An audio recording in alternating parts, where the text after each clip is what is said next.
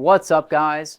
Tame Type 1 back with you once again, and I just recorded the video, and while I'm still thinking about it, I'm going to record another one about my thoughts concerning freedom, about my thoughts concerning sort of freedom as it concerns managing diabetes.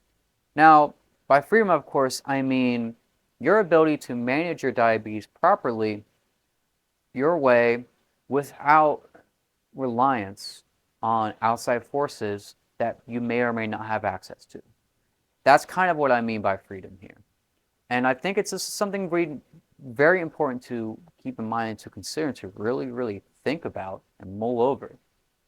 Because you look around you and, I mean, I think there might come a time, maybe not soon, who knows when, but I think there eventually will come a time when things hit a downturn and we don't have total access to what we need. You know,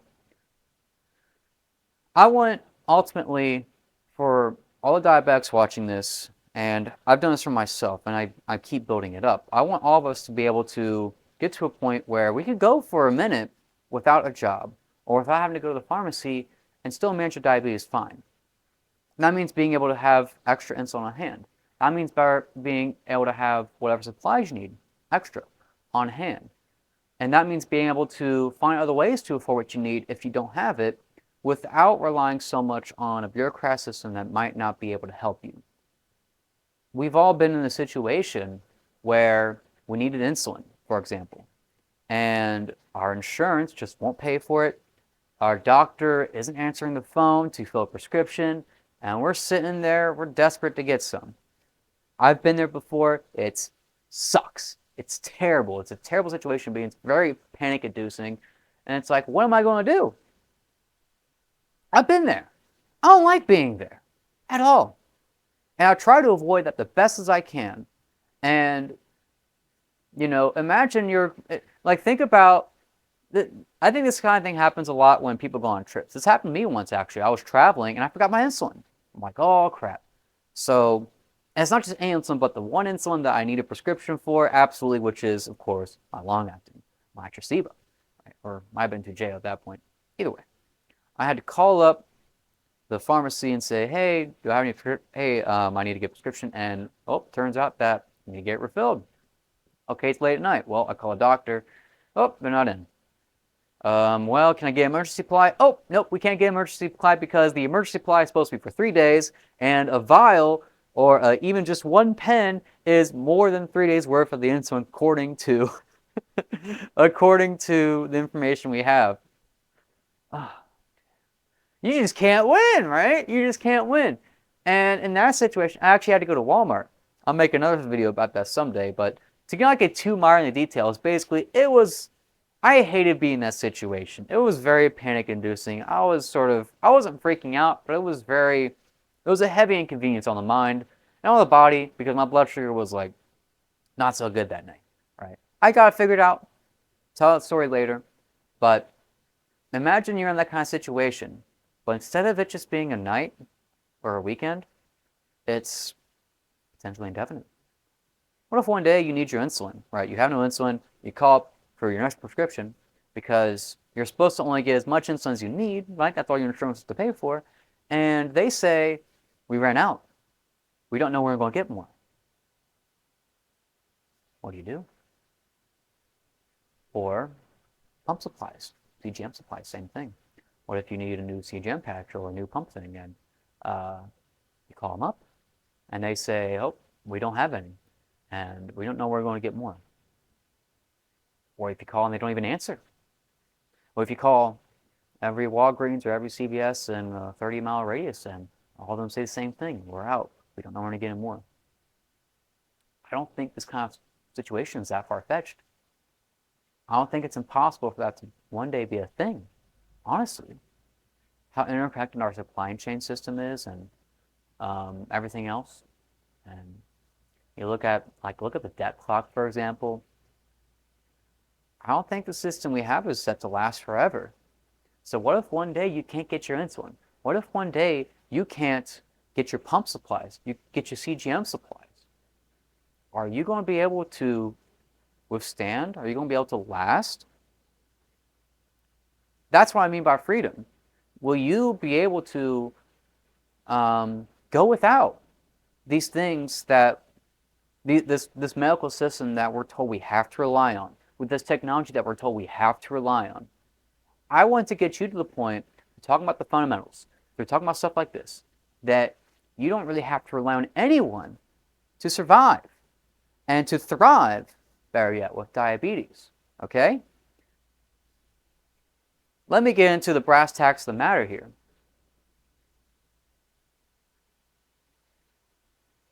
And it really honestly has to do with pumps and CGMs. This is one reason I'm not a huge fan of them.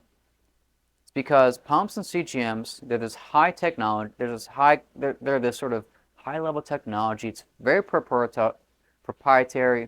Only a few guys are allowed to make it. More would if they could, but only a few guys are allowed to based on the government. Hey, and because of that, it's very expensive. You have to go through insurance. You have to go through doctors to get it.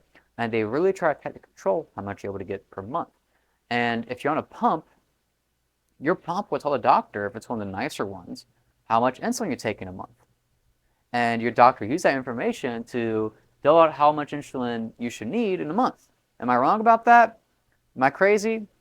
I don't know. Maybe that's not the case for everyone, but certainly I've heard of it happening, and it definitely was the case when doctors would ask me about my insulin. They would base whatever number they could get, my daily amount, they would base the amount of insulin they prescribe based on that. So, problem is, you can't stock up that way, can you? If you need to get more insulin at the end of the month because you're about to run out, because that's how the system's designed, then you're not going to be ready for a situation where the Walgreens and the CVS and everything else doesn't have any. Then you're up shit creek with no paddle, aren't you?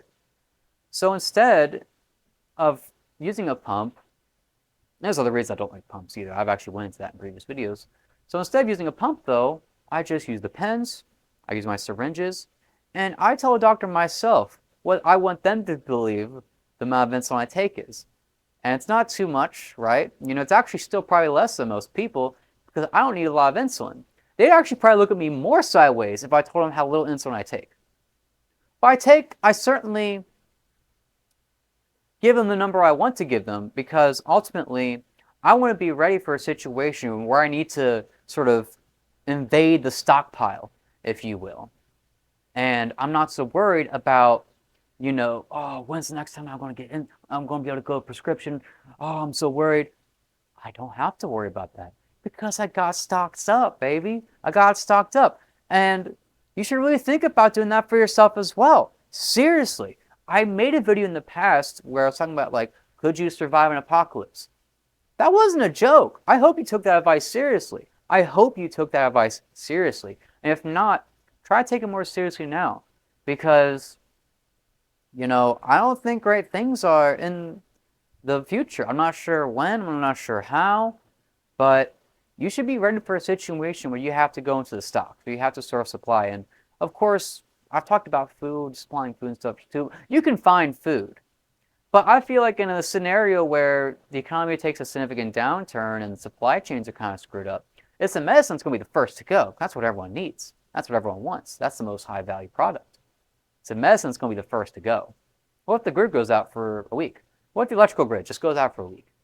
Impossible to happen? I don't think so. They have rolling blackouts in South Africa right now. How far are we from that? In that kind of situation, pharmacies would have to just get rid of all their insulin, wouldn't they? If their fridges don't work for a week, right? Unless they have emergency power. Just things to keep in mind. Things to keep in mind. Be prepared for a situation where you don't have to rely on anyone.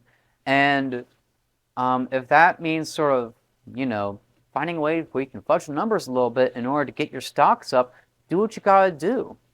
I don't think you should do anything illegal. I don't think you should commit fraud or anything like this.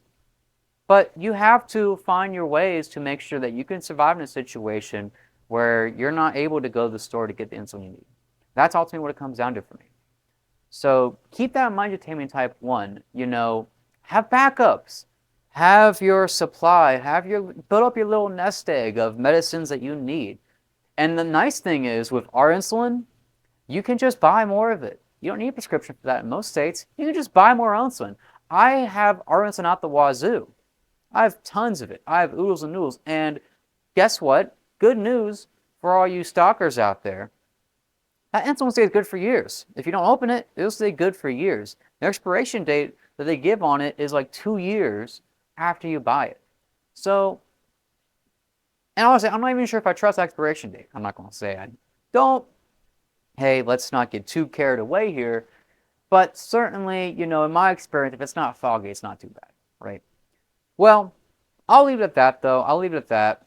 No, actually, I'll say a little bit more. If you need a long-acting, you have your prescriptions and you can't get anything else, maybe invest in some APH too.